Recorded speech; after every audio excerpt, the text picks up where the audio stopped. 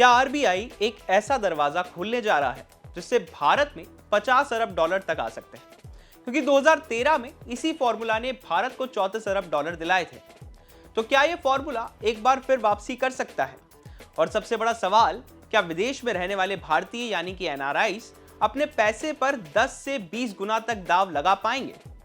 नमस्कार, मैं हूं चिराग ठाकुर और आप देख रहे हैं बिस्तर।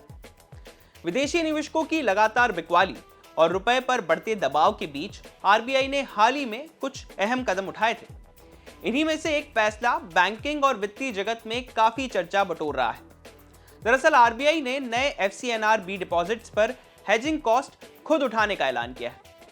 सुनने में यह तकनीकी बात लग सकती है, लेकिन बैंकिंग जगत में इसे बड़ा गेम चेंजर माना जा रहा है, क्योंकि 2013 में भी इसी तरह की एक विशेष व्यवस्था लाई गई थी और तब भारत में 34 अरब डॉलर का विदेशी पैसा आया था। उस समय रुपए पर भारी दबाव था और इस स्कीम ने भारतीय मुद्रा को संभालने में अहम भूमिका निभाई थी। अब आरबीआई का नया कदम उसी पुराने एपिसोड की याद दिला रहा है। पहले समझते हैं कि एफसीएनआर-बी होता क्या है। एफसीएनआर यानी कि foreign currency non resident deposit. सरल भाषा में कहें तो विदेशों में रहने वाले भारतीय अपने डॉलर, पाउंड या फिर दूसरे विदेशी मुद्रा को भारत के बैंकों में जमा कर सकते हैं। अब तक एक समस्या थी, जब बैंक इन डॉलर डिपॉजिट्स को मैनेज करते थे तो उन्हें करेंसी रिस्क से बचने के लिए हेजिंग करनी पड़ती थी। इस पर करीब 3 से 3.5% तक का खर्च आता था। अब आरबीआई ने कहा है कि ये खर्च हम उठाएंगे, मतलब बैंक अब एनआरआई ग्राहकों को ज्यादा ब्याज ऑफर कर सकते हैं। अभी एफसीएनआर डिपॉजिट्स पर करीब 3.5 से 4% रिटर्न मिलता है, लेकिन आरबीआई के फैसले के बाद ये रिटर्न 6 से 6.5% तक पहुंच सकता है। यहीं तक कहानी होती तो शायद ये सिर्फ एक आकर्षक डिपॉजिट स्कीम होती, लेकिन असली चर्चा किसी और बात पर है, और वो है लेवरेज। लेवरेज को आसान भाषा में समझिए। मान लीजिए आपके पास 1 लाख डॉलर है, लेकिन आपको इतनी सुविधा मिल जाए कि उसी रकम के आधार पर आप 10 लाख या फिर 20 लाख डॉलर का निवेश कर सके। यही लेवरेज है। 2013 में इसी मॉडल ने कमाल किया था। उस समय कई एनआरआई अपना कुछ पैसा लगाते थे, बाकी रकम विदेशी लैंडर्स से उधार लेते थे। भारतीय bank stand by letter of credit यानी कि एसबीएलसी देकर उस उधार को सुरक्षित बनाते थे। फिर पूरी रकम एफसीएनआर डिपॉजिट में लगाई जाती थी। उदाहरण के लिए, अगर किसी निवेशक के पास 1 लाख डॉलर थे तो 10 गुना लेवरेज के जरिए वो 11 लाख डॉलर का एफसीएनआर डिपॉजिट बना सकता था। 15 गुना लेवरेज पर यह रकम 16 लाख डॉलर तक पहुंच जाती थी और 20 गुना लेवरेज पर। यहीं पर सबसे बड़ा सवाल खड़ा होता है, क्या आरबीआई इस बार भी ऐसी लेवरेज स्ट्रक्चर की अनुमति देगा?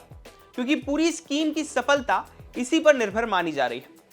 ब्रोकरेज फर्म जेफरीज का अनुमान है कि अगर लेवरेज की अनुमति मिलती है तो भारत में 40 से 50 अरब डॉलर तक का इनफ्लो आ सकता है, यानी 2013 के 34 अरब डॉलर के रिकॉर्ड से भी ज्यादा। लेकिन एक चुनौती भी है। आज का माहौल 2013 जैसा नहीं है। तब भारत और अमेरिका की ब्याज दरों में बहुत बड़ा अंतर था। भारत के 3 साल के सरकारी बॉन्ड 9% से ज्यादा रिटर्न दे रहे थे, जबकि अमेरिका में यह आंकड़ा 1% से भी कम था। आज यह अंतर घटकर करीब 2.4% रह गया है, यानी सिर्फ ब्याज के आधार पर भारत उतना आकर्षक नहीं दिखता। ऊपर से अमेरिका के मजबूत रोजगार आंकड़े संकेत दे रहे हैं कि अमेरिकी फेडरल रिजर्व ब्याज दरें लंबे समय तक ऊंची रख सकता है।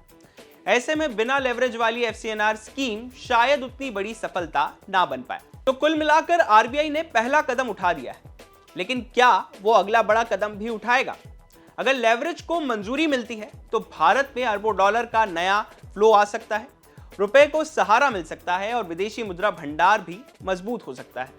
लेकिन अगर मंजूरी नहीं मिलती तो यह स्कीम सिर्फ एक बेहतर डॉलर डिपॉजिट बनकर रह सकती है।